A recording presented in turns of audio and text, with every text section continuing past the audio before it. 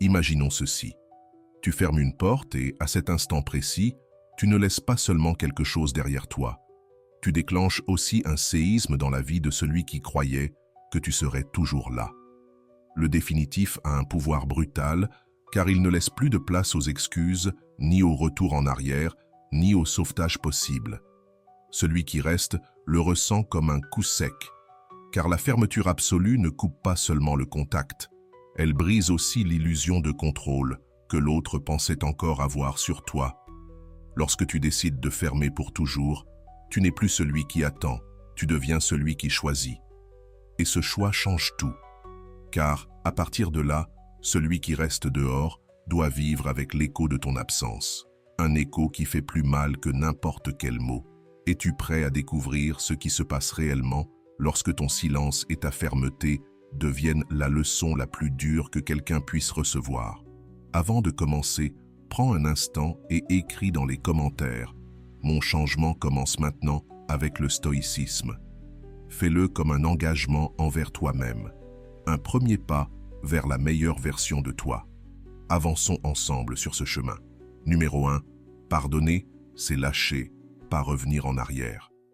Pardonner ne signifie pas rouvrir la porte ni tendre la main à celui qui a déjà montré son vrai visage. Pardonner, c'est déposer le poids que tu portes en toi et non te réenchaîner au cycle qui t'a déjà détruit. Beaucoup confondent le pardon avec la réconciliation. Ils croient qu'accepter des excuses équivaut à donner une seconde chance. Mais la vérité est tout autre. Le véritable pardon est un acte de liberté individuelle, pas un pont tendu vers la répétition de la même histoire. Quand tu gardes du ressentiment, la blessure reste ouverte et elle te consume de l'intérieur. Cette colère constante, c'est comme boire du poison en espérant que l'autre souffre. Le pardon rompt ce cercle, non pour libérer l'autre, mais pour te libérer toi-même. Et pardonner n'exige ni proximité, ni contact, encore moins de céder à des mots superficiels. Le vrai pardon est intérieur. Tu déposes la charge, mais tu renforces tes limites. Le stoïcisme le résume en une idée claire. Ce qui ne dépend pas de toi ne doit pas voler ta paix. Pardonner, c'est alors choisir ce qui dépend de toi, ton esprit, tes émotions, ta décision, et couper le lien invisible qui t'attachait encore au passé. Le pardon, ce n'est pas revenir en arrière, c'est l'art de lâcher sans perdre ta dignité.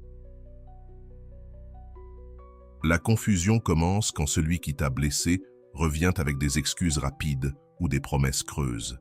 C'est là que ta force est mise à l'épreuve. Si tu tombes dans le piège de croire que pardonner, c'est redonner accès, tu replonges dans le même cycle d'abus émotionnels.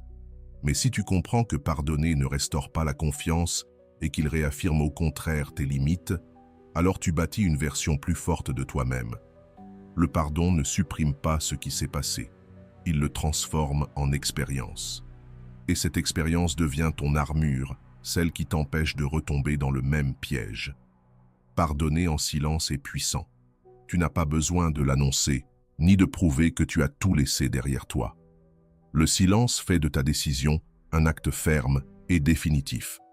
Parce que le pardon authentique ne cherche pas les applaudissements, il cherche la paix intérieure. Tu n'as pas besoin de dire à l'autre « je te pardonne ». Ces mots peuvent être interprétés comme une invitation à revenir. Ce que tu dois faire, c'est vivre de telle manière que l'on voit que tu n'es plus enchaîné. Chaque fois que tu pardonnes avec clarté, tu gagnes en légèreté. Tu ne portes plus les rancunes qui te volaient ton énergie. Tu ne rejoues plus sans cesse les mêmes scènes dans ta tête. Le pardon ne change pas le passé, mais il transforme ton présent. Il te permet d'avancer sans ce poids émotionnel.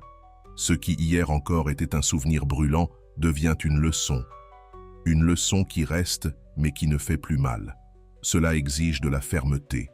Quand les excuses superficielles arrivent, ne te laisse pas piéger par la nostalgie ni par le besoin de combler un vide. Celui qui regrette vraiment le prouve par des actes, pas par des paroles. Voilà pourquoi pardonner n'est pas rouvrir la porte, mais la garder fermée avec sérénité. Pas avec rancune, mais avec la clarté que ta paix n'est pas à vendre.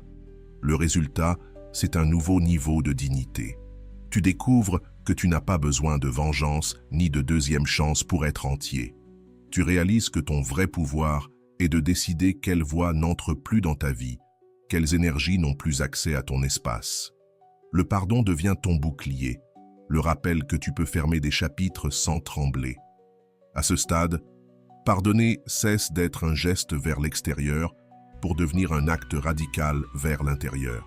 Tu lâches, tu avances et tu vis plus léger. Tu n'es plus défini par ce qui est arrivé, mais par ce que tu as choisi d'en faire. Et quand quelqu'un tente de revenir, il découvre que ton silence et ta distance ne sont pas de la froideur, mais la preuve que tu es libre. Avant de continuer, si tu n'es pas encore abonné à ma chaîne YouTube, je t'invite à le faire dès maintenant. En t'abonnant, tu seras informé de toutes mes nouvelles vidéos, ce qui te permettra de ne rien manquer de contenu précieux. Numéro 2. L'absence intentionnelle érode l'ego de l'autre. L'absence, lorsqu'elle est choisie, devient une arme psychologique plus puissante que n'importe quelle confrontation. Ce n'est pas une indifférence vide, mais un acte calculé qui ronge lentement l'ego de celui qui croyait avoir du pouvoir sur toi. Le manipulateur vit de tes réactions. Il se nourrit de tes réponses, de tes justifications, de tes défenses. Mais quand tu ne réponds pas, quand ta présence se retire et que ta voix s'éteint, tu le laisses seul face à un vide qu'il ne peut combler. Ce vide devient un miroir qui multiplie sa frustration et réduit son orgueil en cendres. Le pouvoir de ton absence, c'est qu'elle brise le scénario habituel de la manipulation. L'autre s'attend à ce que tu joues encore ton rôle, que tu discutes, que tu cries, que tu réclames. Mais quand tu brises ce cycle et refuses de lui offrir ce qu'il attend, tout son schéma de pouvoir s'effondre. Ce qui paraissait être une stratégie infaillible devient un château de sable parce que tu ne lui donnes plus le carburant qu'il cherchait en toi. C'est là que ton silence devient autorité et ta distance une preuve incontestable de force. Le stoïcisme enseigne que la victoire n'est pas de dominer l'autre, mais de se dominer soi-même. Car celui qui contrôle ses réactions gouverne le manipulateur. Le silence conscient devient le plus haut signe de maîtrise de soi. Ton absence n'est pas une fuite lâche, c'est un choix réfléchi, celui de ne pas participer à un jeu qui ne t'apporte rien. Chaque fois que tu décides de ne pas répondre, tu envoies un message clair, tu ne mérites pas mon énergie, ni mon temps, ni une place dans mon esprit. Cette négation, bien que silencieuse, pèse plus que 1000 mots. Elle provoque chez l'autre une humiliation discrète qui mine lentement son orgueil. L'appliquer dans la vie réelle demande du courage, car ton premier réflexe est souvent de répliquer, de te défendre, d'expliquer. Mais si tu comprends que chaque réponse est une nourriture pour le manipulateur, alors tu réalises que la meilleure façon de reprendre le contrôle est de lui retirer ton attention. Ne réponds pas à ses messages, ne cède pas à ses provocations, ne rouvre pas la porte du cycle. C'est difficile au début, mais chaque silence que tu maintiens est une victoire sur toi-même et un coup porté à l'ego de l'autre. La beauté de cette stratégie, c'est qu'elle ne nécessite aucun geste spectaculaire. Pas besoin de bloquer, de crier, ni de laisser des mots blessants. Ton absence constante parle plus fort que n'importe quelle déclaration. L'autre finit par sentir son pouvoir se dissoudre. Il comprend qu'il ne peut plus manipuler ni contrôler tes émotions. Et dans cette perte, il révèle sa vraie faiblesse. Sans contrôle, il n'est qu'un être fragile tentant de reprendre ce qui n'existe déjà plus. Le résultat est double. D'un côté, l'autre subit l'inconfort de n'avoir plus aucun pouvoir. Il fait face au vide de ne plus obtenir la réaction qu'il espérait. De l'autre, toi, tu renforces ton autocontrôle. Tu apprends à résister à la tentation de répondre et tu découvres que tu peux garder ton calme même en pleine provocation. Cette expérience te transforme. Tu comprends enfin que ta force ne réside pas dans le fait de crier plus fort, mais dans le choix du silence. Chaque fois que tu tiens bon, l'orgueil de l'autre se fissure. D'abord, il tentera plus fort encore. Il provoquera davantage. Il cherchera à réveiller en toi des émotions plus profondes. Mais tant que tu maintiens ton absence intentionnelle, la seule chose qu'il rencontrera, c'est l'écho de son propre vide. Et cet écho, tôt ou tard, devient insupportable. Voilà la véritable victoire silencieuse. Pas que l'autre réalise ce qu'il a perdu, mais que toi, tu confirmes ce que tu as gagné. La liberté que tu as gagnée change tout. Tu n'es plus prisonnier de leurs mots ni de leur contrôle. Ton absence, loin d'être une faiblesse, devient un acte de dignité, une muraille invisible que personne ne peut franchir. Parce que lorsque tu apprends à gouverner ton silence, ta présence n'a plus besoin de se défendre. Elle s'élève simplement au-dessus de tout. Troisième clé, le silence comme arme d'indépendance émotionnelle. Le silence n'est pas une faiblesse, c'est un terrain de pouvoir invisible. Selon le stoïcisme, se taire face au conflit n'est pas une soumission, c'est un acte de liberté intérieure et de maîtrise de soi. Lorsque tu choisis de ne pas répondre, l'autre attend ta réaction. Il veut t'entraîner dans une dynamique où les mots deviennent des armes et les explications des chaînes. Mais ton silence brise ce cycle. Le carburant de la confrontation disparaît et ce qui semblait un jeu sans fin s'effondre en quelques secondes.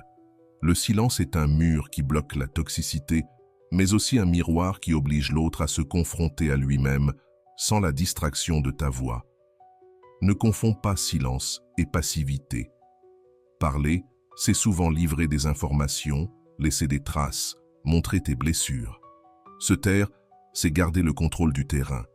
Quand tu ne réponds pas, ils ne peuvent anticiper ton prochain mouvement, ni manipuler tes émotions. Cette inaccessibilité n'est pas de la froideur, c'est une stratégie. Le silence est un langage à part entière. Il communique la dignité, transmet la force et établit une limite infranchissable. Mais l'appliquer demande de la discipline.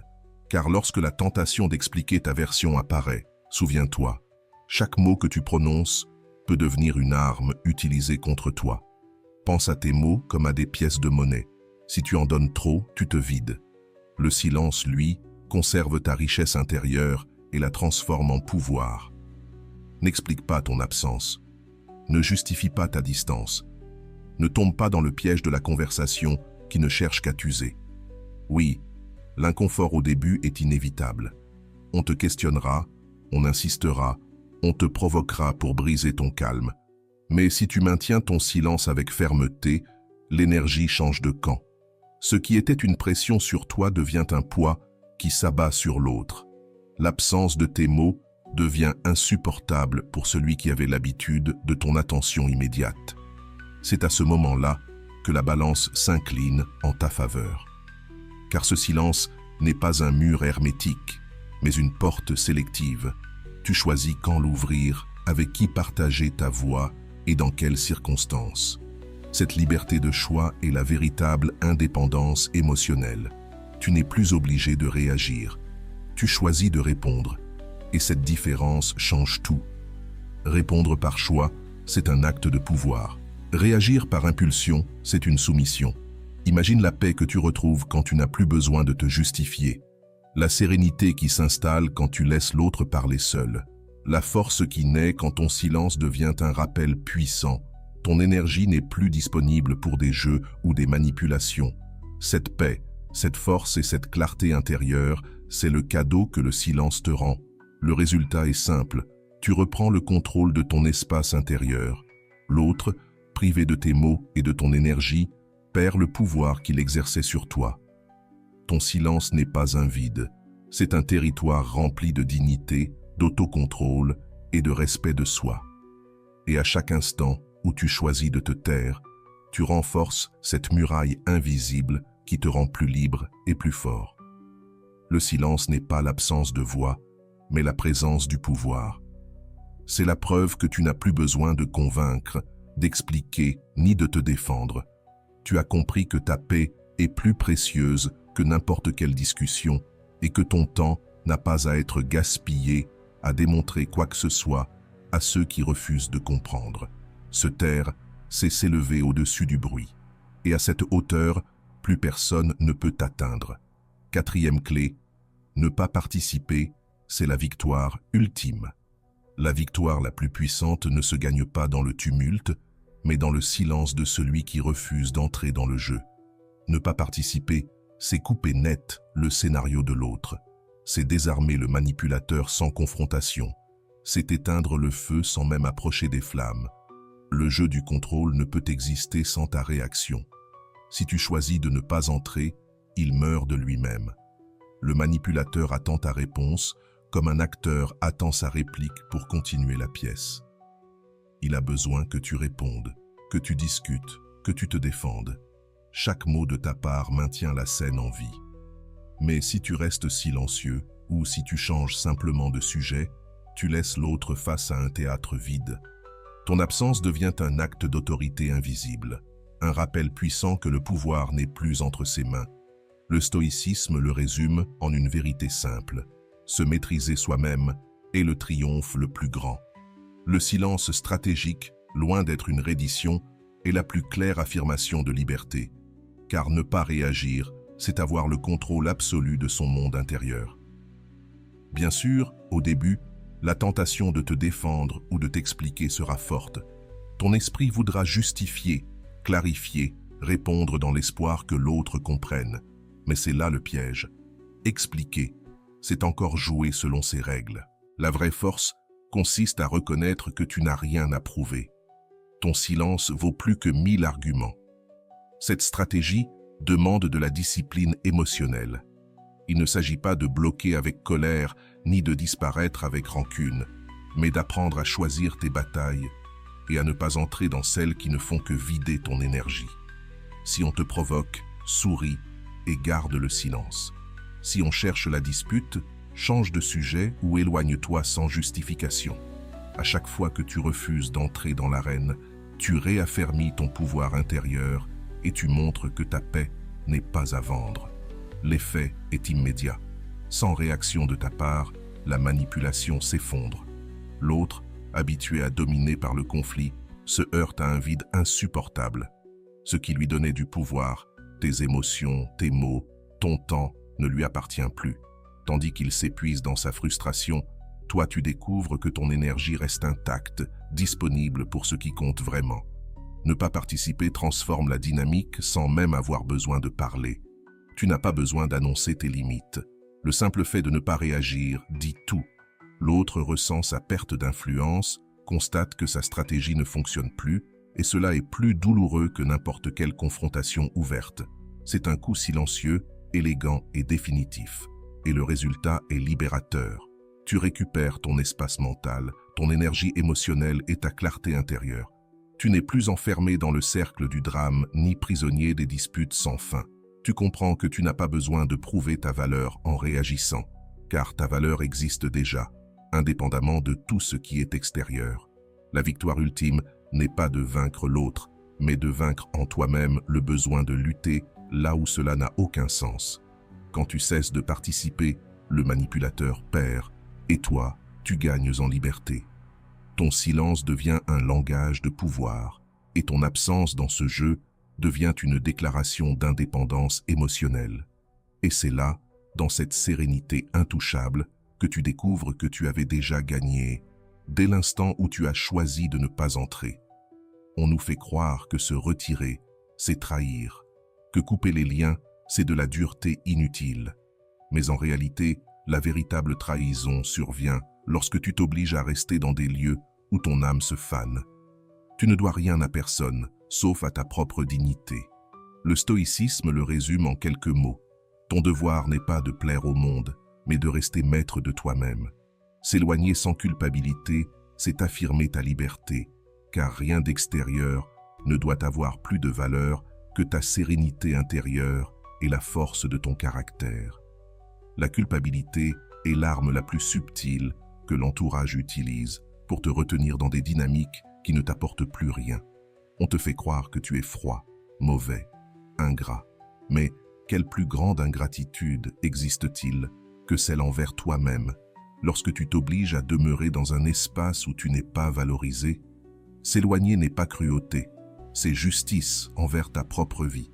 C'est comprendre que ton temps est limité et que le donner là où il n'y a aucune réciprocité, c'est un gaspillage irréparable. Pour l'appliquer dans ta vie, tu n'as pas besoin de crier, d'envoyer de longs messages ou de chercher l'approbation des autres. La vraie force réside dans la simplicité de tes actes, marquer une distance définitive sans explication, couper l'accès en silence et laisser ton absence parler à ta place. Car lorsque le silence devient une frontière, Il possède un pouvoir qu'aucune justification ne peut égaler. Au début, tu ressentiras de l'inconfort. Tu entendras ces voix intérieures te souffler que tu es trop dur, que tu devrais donner une autre chance, essayer encore une fois. Mais souviens-toi, ces voix ne sont que les échos d'un conditionnement qui t'a toujours appris à mettre les autres au-dessus de toi. Chaque fois que tu refuses de céder, ta force se solidifie et ton respect de toi-même grandit. Le résultat de s'éloigner sans culpabilité, c'est la liberté intérieure. Tu n'es plus prisonnier de cycles qui se répètent. Tu ne donnes plus ton énergie à ce qui t'épuise. Tu respires plus léger, tu dors plus paisiblement et tu bâtis des relations dans lesquelles tu n'as pas besoin de justifier ta présence, car ta véritable valeur y est reconnue naturellement. Cette liberté n'est pas négociable. C'est la récompense de t'être choisi toi-même. Et, avec le temps, tu découvres que ton absence pèse plus que n'importe quel mot. Ceux qui se sont habitués à ta présence constante ressentent le vide et comprennent que tu n'as plus la disposition de tout tolérer. Mais au fond, peu importe qu'ils comprennent ou non, ce qui compte, c'est que tu n'aies plus à porter la culpabilité d'avoir agi en ta faveur. C'est ça, la victoire silencieuse. Cesser de justifier l'évidence, que ta paix a toujours eu plus de valeur que n'importe quel lien. S'éloigner culpabilité est un rappel. La vie est trop courte pour être gaspillée dans des dynamiques qui vident ton énergie. Le respect commence par toi. Quand tu décides de partir avec dignité, tu ne perds personne. Tu te retrouves toi-même. Les limites invisibles pèsent plus que les gestes dramatiques. Les plus puissantes ne sont pas celles que l'on crie ou que l'on accompagne de scènes théâtrales, mais celles que l'on maintient en silence, de façon ferme et constante. La subtilité, quand elle est cohérente, a plus d'impact que la confrontation explosive. Quand quelqu'un de toxique attend une rupture pleine de reproches, de larmes ou d'éclats, ce qui le désarme vraiment, c'est de se heurter à un mur invisible qu'il ne comprend pas.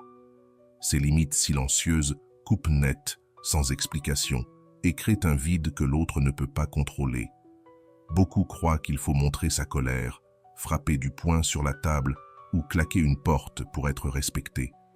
Mais cette théâtralité ne fait qu'alimenter le jeu du manipulateur, car elle lui prouve qu'il a encore du pouvoir sur toi. Le véritable changement arrive lorsque tu réduis ton accessibilité sans rien expliquer, quand tu réponds moins, quand tu retires ton énergie sans avertir. C'est à ce moment que l'autre ressent le poids d'une limite qu'il ne peut ni négocier ni détruire. Le stoïcisme est clair. La discipline du silence est plus forte que n'importe quelle explosion émotionnelle. Si tu dis à haute voix « je ne répondrai plus à tes jeux », l'autre cherchera à te provoquer pour tester ta parole. Mais si tu modifies simplement ton comportement, si tu retires ton accès sans explication, alors il n'a plus rien contre quoi se battre. Il sent seulement que quelque chose a changé, que l'accès est perdu, et cette incertitude devient sa plus grande faiblesse. Ces limites silencieuses exigent de la constance, pas des impulsions, mais une cohérence. Répondre moins, écourter les conversations, supprimer les justifications inutiles. Chaque petit geste construit un mur invisible qui protège ta paix et ta dignité. Le manipulateur attend du drame, car le drame est clair et lui donne de quoi répliquer. Mais il ne peut rien contre ce qui est invisible.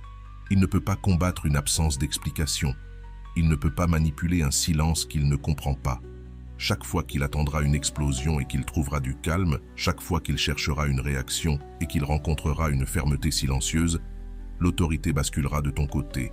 Et petit à petit, il découvrira que l'accès qu'il croyait avoir n'existe plus.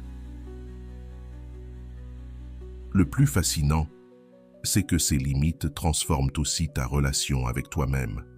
Tu découvres que tu n'as pas besoin de cris ou de grandes scènes pour marquer ta place dans le monde. La constance tranquille peut être plus dure que n'importe quel éclat. L'absence d'explication peut peser plus lourd que sans discours. Ainsi, ton respect de toi-même s'affermit et le respect des autres devient inévitable. Les limites invisibles ne cherchent pas à blesser, elles préservent. Elles te rappellent que ta paix passe avant tout et que tes décisions n'ont pas besoin d'être comprises pour être valides. Celui qui veut franchir ton espace se heurtera à un mur invisible, mais infranchissable. Ce mur ne se construit pas avec du bruit, mais avec discipline, silence et la certitude que ton énergie n'est pas à vendre. Enfin, il existe un autre outil, l'humour léger. Utilisé avec intelligence, il devient un bouclier imprévisible.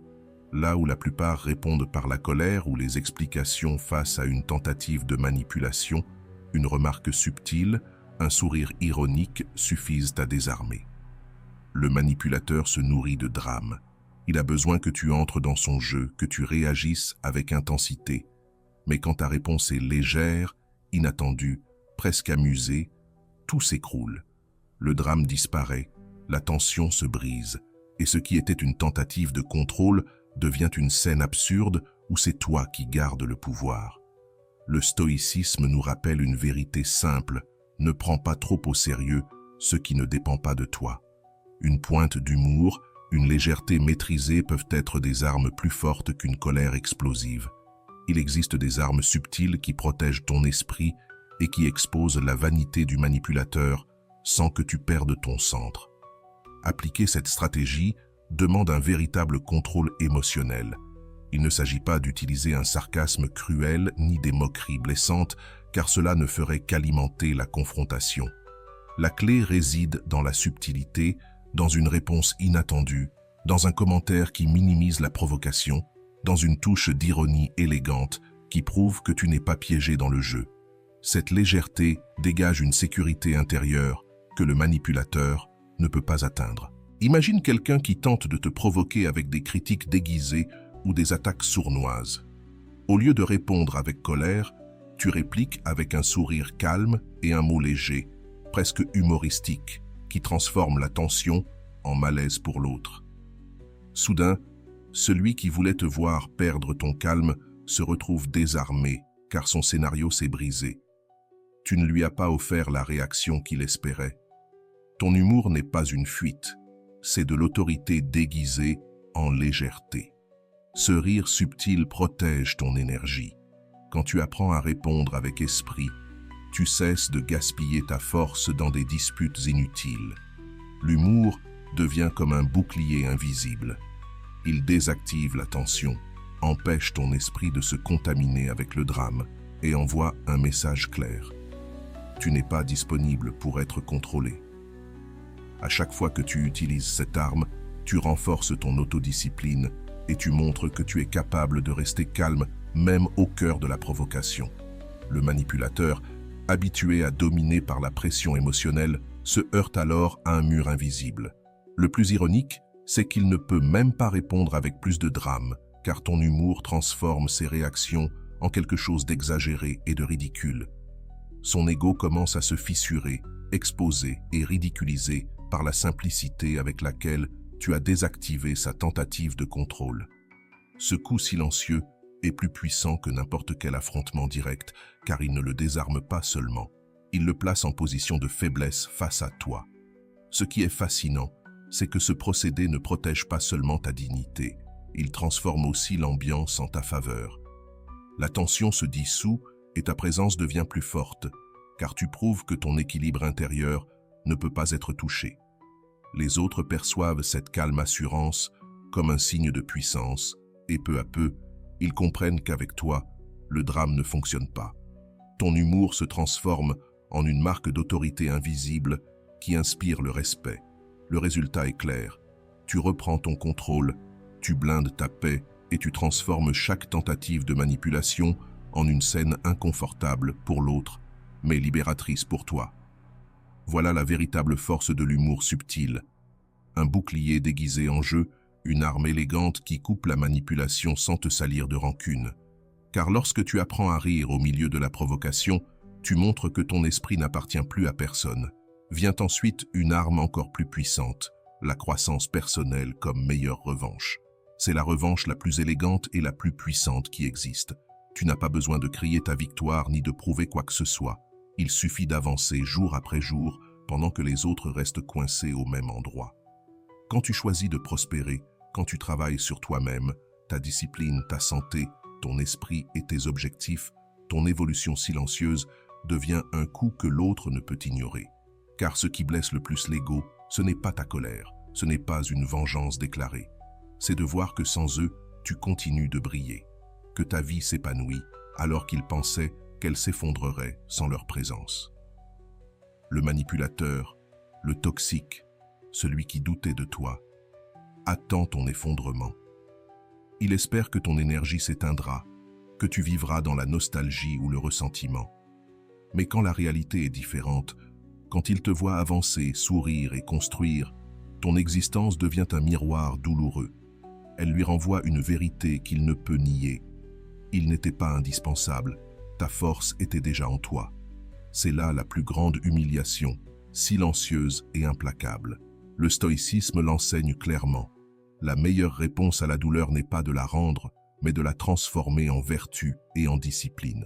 Ne cherche pas ta revanche à l'extérieur, cherche ton propre progrès. Chaque victoire silencieuse détruit le pouvoir du passé et t'approche de cette liberté que rien ni personne ne peut enlever. Mais cela exige une arme clé, la constance, car le pouvoir ne réside pas dans un seul acte isolé, mais dans la capacité de rester ferme dans le temps. Le manipulateur attend toujours une faille, une faiblesse. Il insiste, il provoque, il guette le moment où tu céderas. Parce qu'il sait qu'une seule fissure suffit pour rouvrir le lien toxique. Ta constance est donc son pire ennemi. Chaque jour où tu choisis de ne pas réagir, de ne pas te justifier, de maintenir ta distance, tu poses un nouveau bloc à ton mur intérieur. Peu à peu, ton respect pour toi-même devient un mur indestructible. Le stoïcisme l'explique avec clarté. Ce n'est pas l'effort momentané qui transforme une vie, mais la discipline quotidienne. La constance forge le caractère. Celui qui persévère dans l'autocontrôle devient invulnérable, car il n'est plus esclave de ses impulsions ni des pressions extérieures. Chaque fois que tu choisis de garder le silence au lieu de réagir, chaque fois que tu choisis la distance au lieu de la dispute, tu entraînes ton esprit comme un muscle. La constance n'est pas ennuyeuse ni faible, elle est la racine de tout pouvoir. Et c'est cette discipline, répétée jour après jour, qui fait de toi une personne inatteignable, solide et libre. Appliquer cette leçon signifie résister au piège de l'immédiat. Le manipulateur tentera de te provoquer plus fortement lorsqu'il verra que tu ne tombes plus aussi facilement. Il cherchera un geste, une parole, n'importe quel signe pour accéder encore à toi. Et c'est là que ta discipline doit être plus forte que ton désir momentané de répondre. Il ne s'agit pas de gagner un jour, mais de gagner tous les jours. Il s'agit de montrer par tes actes que ton silence n'est pas une coïncidence, mais ta nouvelle façon de vivre. Maintenir la cohérence est essentiel. Tu ne peux pas prendre de la distance et ensuite revenir avec des messages ou des explications, car cela détruit tout ce que tu avais construit. La cohérence entre ce que tu penses, ce que tu ressens et ce que tu fais est la véritable source de ton autorité. Quand cette cohérence devient inébranlable, ta présence n'a plus besoin de défense. Ta simple calme suffit à montrer que personne n'a plus de pouvoir sur toi. Le résultat de cette constance est monumental. Ce qui autrefois ressemblait à des tentatives de manipulation s'éteint complètement, car l'autre comprend qu'il n'existe plus aucune brèche pour entrer. Ton mur émotionnel devient alors impénétrable, non pas grâce à un éclat explosif, mais par la fermeté silencieuse de ta constance. Et le plus transformateur, c'est que tu découvres que le respect de soi ne s'obtient pas en un instant, mais qu'il se cultive dans chaque petite décision quotidienne. Ton autorité silencieuse devient indestructible. Elle n'est plus un simple geste ponctuel, mais un véritable style de vie.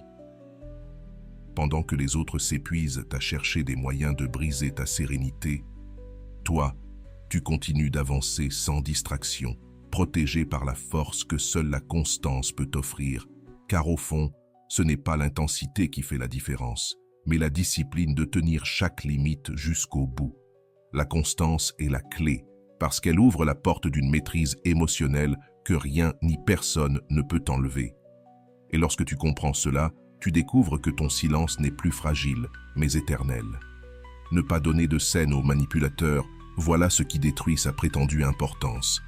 Car sa force ne vient pas de ce qu'il est, mais de l'attention qu'il parvient à t'arracher.